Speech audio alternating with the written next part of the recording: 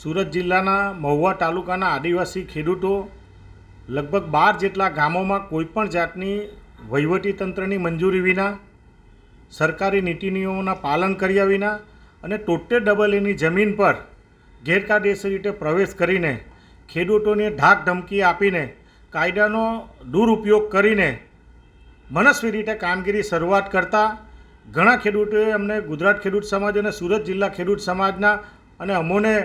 રજૂઆત કરતા